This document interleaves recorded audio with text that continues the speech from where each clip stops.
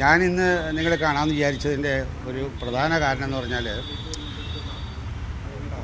ഇന്നലത്തെ സംഭവവികാസങ്ങളെല്ലാം കാണുമ്പോൾ മാധ്യമത്തിൽ വരുന്ന കാണുമ്പോൾ ഒരുപാട് വിഷമമുണ്ടാവുക. അപ്പോൾ ഞാൻ ഒരുപാട് ബഹുമാനിക്കുന്ന പരിണിതപ്രച്ഛനായ സുധാരൻ സാറ് വരെയും വന്ന് അമ്മ പിരിച്ചുവിടേണ്ട സമയമായി എന്നൊക്കെ പറയാം.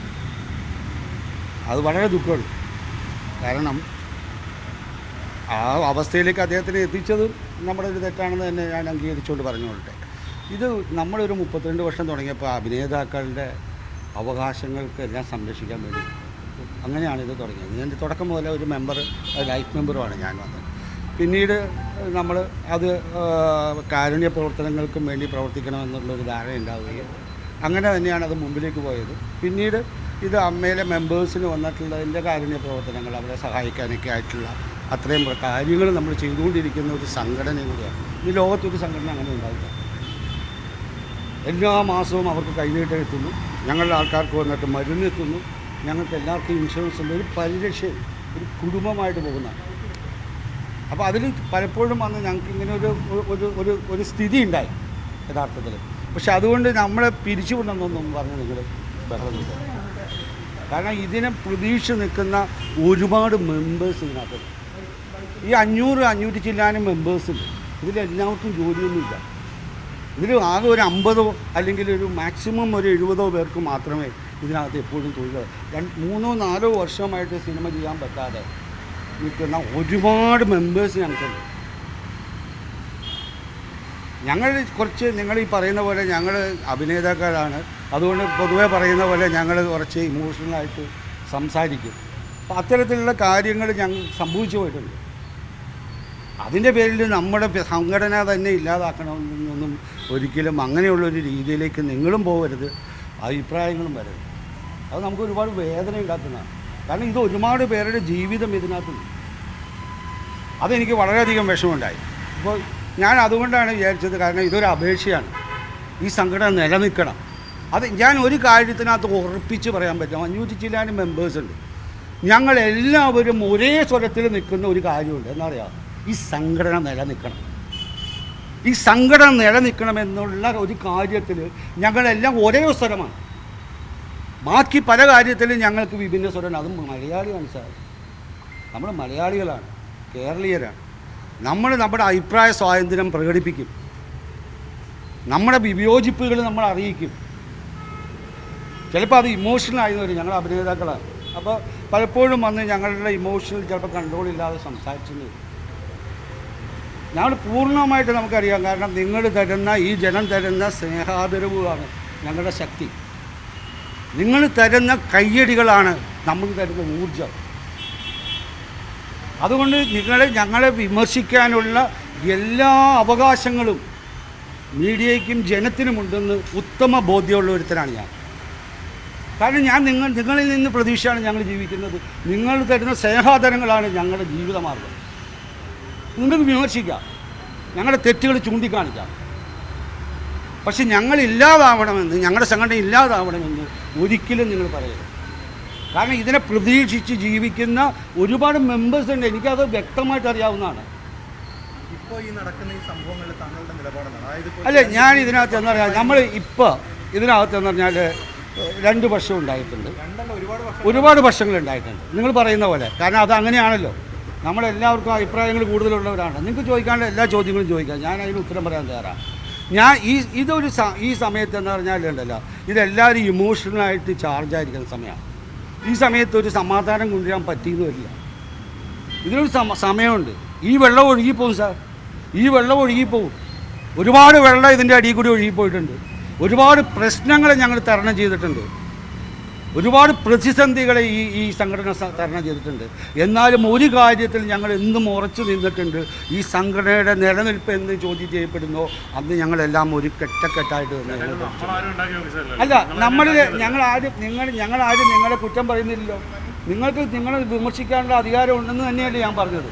അതുകൊണ്ട് ഞങ്ങൾ നിങ്ങളുടെ പേര് കുറ്റമല്ല അവിടെ. നമ്മുടേതായിട്ടുള്ള ഈ കാര്യങ്ങൾ പറഞ്ഞെന്നുള്ളൂ, നിൽക്കണമെന്നുള്ളത്. അല്ല, ഇത് നമ്മളിൽ അഭിപ്രായ വ്യത്യാസങ്ങൾ ഉണ്ടായിട്ടുണ്ട് സാർ, ഞങ്ങളിൽ ഉണ്ടായിട്ടുണ്ട് സാർ. അത് നമ്മളിൽ എല്ലാവരും ഇല്ലേ, എല്ലാ സംഘടനയിലും ഇല്ലേ. എല്ലാ സംഘടനകളിലും ഈ ഒരു സംഘടന മാത്രമാണോ അഭിപ്രായ വ്യത്യാസമുള്ള ഒരു സംഘടന? അല്ലല്ലോ. അതുണ്ടാവും, അതൊരു മലയാളിയല്ലേ. എൻ്റെ അഭിപ്രായം എന്ന് പറയുന്നത് ഈ സംഘടന നിലനിൽക്കണം എന്നുള്ളതാണ്. അതാണ് എൻ്റെ ഉദ്ദേശം. നടക്കുന്ന അങ്ങോട്ടും ഇങ്ങോട്ടുള്ള പ്രതികരണം ഒഴിവാക്കണമെന്നാണ് താങ്കൾ പറയുന്നത്? അല്ല, അത് തീർച്ചയായിട്ടും തന്നെത്താനെ തന്നെ എല്ലാവരും സ്വയം മനസ്സിലാക്കും. ഞാൻ അവരോട് പറയാൻ ഇതിനേക്കാളും ഉപരി അവർ സ്വയം മനസ്സിലാക്കി ഇത് താനെ ഇല്ലാതാവും. അവർ തീർച്ചയായിട്ടും ഇടപെടേണ്ട സമയം ഇടപെടും. അവർ തീർച്ചയായിട്ടും, നിങ്ങൾക്ക് തോന്നണ്ട മോഹൻലാൽ മമ്മൂട്ടി എല്ലാം ഈ സംഘടന തകരാനായിട്ട് നിലനിൽക്കുന്നില്ല. ഈ സംഘടന നിലനിർത്താൻ തന്നെയാണ് അവർ നിൽക്കുന്നത്. അത് സമയോചിതമായ സമയത്തല്ലേ പറയുള്ളൂ. ഞാൻ നിങ്ങൾ ഹീറ്റായിരിക്കുന്ന സമയത്തല്ലല്ലോ ഞാൻ നിങ്ങളടുത്ത് പറഞ്ഞാൽ നടക്കുമോ? ഇപ്പോൾ എന്ത് പറ്റി ശരിക്കും? പലരും അതിന് ഈ സമയത്ത് ശ്രമിച്ചാലുണ്ടല്ലോ പെട്ടെന്ന് ചിലപ്പോൾ വന്ന് അത് ബാക്ക് ഫയർ ചെയ്യും. കാരണം ഇമോഷണലായിട്ട് എല്ലാവരും വന്ന് ഭയങ്കര ബോയിൽഡാണ്. അങ്ങനെയൊക്കെ ഞാൻ ഇന്ന് എൻ്റെ ആവശ്യങ്ങൾ പറയാനായിട്ട് ഒരു മടിയുണ്ടായിട്ടില്ല. എന്ത് പറയണമെന്ന് തോന്നി അതൊക്കെ ഈ തരം ഗസ്സിങ് ആണ്. അല്ല, ഞാൻ പറഞ്ഞുതരാം, നീ ഇതിനേക്കാളും കൂടി ഇനി വേറെ എന്തെങ്കിലും പറയാതെ നീ ഒരു ഭാവനാപരമായിട്ടുള്ള പല കാര്യങ്ങളും നിനക്ക് ചോദിക്കാം. അല്ല സുഹൃത്തെ, നിങ്ങൾക്ക് ഭാവനാപരമായിട്ടുള്ള പല ചോദ്യങ്ങളും ചോദിക്കാം. എൻ്റെ കാര്യം ഞാനാണ് പറയുന്നത്. അത് പറയാനുള്ള ത്രാണി എനിക്കുണ്ട്, ഞാൻ പറയുകയും ചെയ്യും. ഇല്ലെങ്കിൽ ഞാൻ നിങ്ങളെ ഇന്ന് വിളിച്ചു കൂട്ടില്ലല്ലോ. ഞാൻ തീർച്ചയായിട്ടും ഇത് അവരവർ തിരിച്ചറിയുന്ന ഒരു അവസ്ഥയുണ്ടാവും. കാരണം അത് ഞങ്ങൾക്ക് പലപ്പോഴും ഉണ്ടായിട്ടുണ്ട്. ഇത് ഇന്ന് മാത്രമാണോ? നമ്മൾ ഒരുപാട് പ്രശ്നങ്ങൾ തരണം ചെയ്തിട്ടില്ലേ? തീർച്ചയായിട്ടും ഞാൻ നിങ്ങൾക്ക് ഇന്നും ഉറപ്പ് തരുന്നു വന്നിട്ട് ഈ പ്രശ്നങ്ങൾ താനേ ഇല്ലാതാവും. അല്ലാതെ ഇത് തമ്മിത്തല്ലി പിരിയില്ല.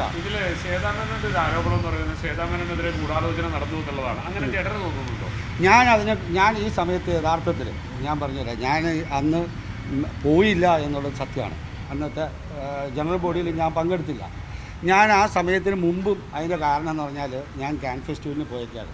ഞാൻ അവിടെ വന്ന് സിനിമ കാണുന്നതിലും 6 സിനിമ കാണുന്നതിലും വ്യാപൃതരായിരുന്നു. അതുകൊണ്ട് ഞാനിതിനെ മനസ്സിലാക്കാതെ ഇവിടെ ഒരു പ്രശ്നം ഉണ്ടാകുമ്പോൾ ഞാൻ അതിൽ ഇടപെടരുതെന്ന് ഞാൻ വിചാരിച്ചു. ഞാനിതിനെ പഠിച്ചുകൊണ്ടിരിക്കുകയാണ്. ഞാൻ പഠിക്കട്ടെ, ഞാൻ അഭിപ്രായം പറയാം. ഞാൻ ഇപ്പോൾ കോടതിയിൽ നിൽക്കുന്നൊരു വിഷയമല്ലേ, കോടതിയുടെ ഒരു തീരുമാനം മുമ്പിൽ നിൽക്കുകയല്ലേ, അത് ആ വഴി നിൽക്കട്ടെ. അതിനൊരു മാറ്റം ഉണ്ടാകുമ്പോൾ നമ്മൾ അന്നേരം പറയാം. ഞാനിത് പഠിച്ചു വരട്ടെ. അത് തീരണമല്ലോ. പഠിച്ചു വരുമ്പോൾ തീരുവാണെങ്കിൽ അത് വളരെ സന്തോഷമല്ലേ. അതിനൊക്കെ എന്തിനാ നിങ്ങൾ ദുഃഖം കാണുന്നത്? ഇത് തീരരുതെന്നാണ് ആഗ്രഹം. അങ്ങനെ ഉണ്ടാവട്ടെ. പറഞ്ഞോളൂ. ഈ ജനറൽ ബോഡിയാണല്ലോ സംഘടനയുടെ അവസാന പാർട്ടി. ജനറൽ ബോഡി തെരഞ്ഞെടുത്തൊരു അഡ്ഹോക് കമ്മിറ്റിക്കെതിരെ രാജിവെച്ചു എന്ന് പ്രഖ്യാപിച്ചവർ കോടതി പോലും. ഞാനൊരു കാര്യം ചോദിച്ചോട്ടെ. ഇതിന് ഇപ്പം ഇത് കോടതി എന്താണ് തീരുമാനിച്ചത്? ഞാൻ കോടതിക്ക് മുമ്പിൽ ഞാനൊരു വലിയ ആളല്ലല്ലോ. കോടതിയെക്കാളും വലിയൊരാളാണോ ഞാൻ? അല്ലല്ലോ. കോടതി ഒരു തീരുമാനം എടുത്തതിനെതിരെ എനിക്ക് പറയാനുള്ള അവകാശമുണ്ടോ? എനിക്കില്ല. അങ്ങനെയല്ല. ഞാൻ ചോദിക്കണേ, കോടതി ഒരു തീരുമാനം എടുത്തിരിക്കുകയാണോ? ഇപ്പം ഞാൻ എന്ത് തീരുമാനം എടുത്താലും ഞാനൊരു കോടതിക്കെതിരായിട്ട് പറയാൻ പറ്റുമോ? ഇല്ലല്ലോ. ഞാൻ കോടതിക്ക് അനുകൂലമായിട്ട് ഞാൻ പറയുന്നതിനകത്ത് വന്നാലും നിങ്ങൾ പരസ്യമായി പറഞ്ഞവരെ കൊക്കു പാലിക്കുന്ന ഒരു മൗനം ഉണ്ടല്ലോ, അതെല്ലാവരും പാലിക്കേണ്ടതല്ലേ? ഇപ്പൊ കൊക്കു പരമേശ്വരൻ വളരെ മാന്യമായിട്ട് ഇതിനെ നേരിടുന്നു എന്നാണ് മനസ്സിലാക്കുന്നത്. കാരണം ഒരു മൗനം പാലിച്ച് മുന്നോട്ട് പോകണല്ലോ, ഒരു സ്ഥാനത്തിരിക്കുന്ന ഒരു സ്ത്രീ കൂടെയാണല്ലോ. അപ്പൊ അതെല്ലാവരും പാലിക്കേണ്ടതല്ലേ? ചേട്ടൻ അങ്ങനെയാണോ തോന്നുന്നത്? അതെ, ഞാൻ എന്താ പറയാമോ, ഓരോരുത്തരും ഓരോ വ്യക്തിത്വം ഉള്ളവരാണ്. അമ്മയിൽ ഞങ്ങൾ അഭിനേതാക്കളാണ്. പലരുടെ ഇമോഷണൽ സെൻറ്റർ ചിലർക്ക് വന്നിട്ടുള്ളത് അത് സ്വയം അടക്കാനായിട്ടുള്ള ശക്തി ഉണ്ടാവാം, ബുദ്ധിപരമായിട്ട് നീങ്ങാനുള്ള ശക്തി ഉണ്ടാവാം, കഴിവുണ്ടാവാം. പലരും ഇമോഷണലായിട്ട് പെട്ടെന്ന് ചെന്ന് പ്രകടിപ്പിക്കുക. ഇപ്പോൾ ഞാൻ മനസ്സിലാക്കിയെന്ന് പറഞ്ഞാൽ പെട്ടെന്ന് ഒരു ആരോപണം വന്നപ്പോൾ ശ്വേത ഇറങ്ങി ഓടുകയാണ് ചെയ്തത്. അത് ഫേസ് ചെയ്യാനായിട്ട് ഉള്ളവർ പറ്റുന്നില്ല. അത് ചിലപ്പോൾ പറ്റിയെന്ന് വരില്ല. ഞങ്ങൾ എന്താ പറഞ്ഞാൽ ഞങ്ങൾ ഇമോഷണലായിട്ട് ഒരുപാട് ഒരു മുതിർന്ന താരം നിലയിൽ ഒരു സമാധാനത്തിനൊരു അപ്പീൽ താങ്കൾ ഇപ്പോൾ കൊടുക്കുന്നില്ല. ഞാനൊരു മുതിർന്ന ഒരു സീനിയർ ആക്ടർ തന്നെയാണ്. ഞാൻ ഇതിൻ്റെ തുടക്കകാലത്തുണ്ട്. സിനിമയിൽ 80 തൊട്ട് ഞാൻ ഉള്ളവരാണ്. എനിക്ക് ഇരിക്കുന്ന എല്ലാ മെമ്പേഴ്സിനും നന്നായിട്ട് വ്യക്തിപരമായിട്ട് അറിയാവുന്ന ഒരുത്തനാണ്. പക്ഷേ ഇതൊരു സമയമല്ല. എന്നേക്കാളും ഇതിൻ്റെ മുകളിൽ അധികാരങ്ങളും പറഞ്ഞാൽ കേൾക്കുന്ന ആൾക്കാരും ഉണ്ട്, മോഹൻലാലും മമ്മൂട്ടി. ഇന്ന് ഞങ്ങൾക്ക് അങ്ങനെ 2 പേരുള്ളത് ഞങ്ങളുടെ വലിയൊരു ആശ്വാസമായിട്ടാണ്. അവർ സമയോചിതമായ സമയത്ത് ഇതിനകത്ത് ഇടപെട്ട് ഇത് നിലനിർത്തുക എന്നുള്ളതിനകത്തേക്ക് എനിക്ക് ഒരു സംശയമില്ല. തീർച്ചയാണ് ഇതിനകത്ത് 100% ഞാൻ ഉറപ്പ് പറഞ്ഞു തരാം. ഇത് തകരാൻ മോഹൻലാൽ അത് അനുവദിക്കില്ല. ഇനി എന്തെങ്കിലും ക്വസ്റ്റ്യൻ ഉണ്ടോ? ഉണ്ടെങ്കിൽ ചോദിച്ചോട്ടെ, ഞാൻ ഉത്തരം പറയാതെ അറിയാം. അല്ലേ? ഉണ്ടോ? കൂടുതൽ വാർത്തകൾക്ക് News 18 Keralam YouTube channel subscribe ചെയ്യുക.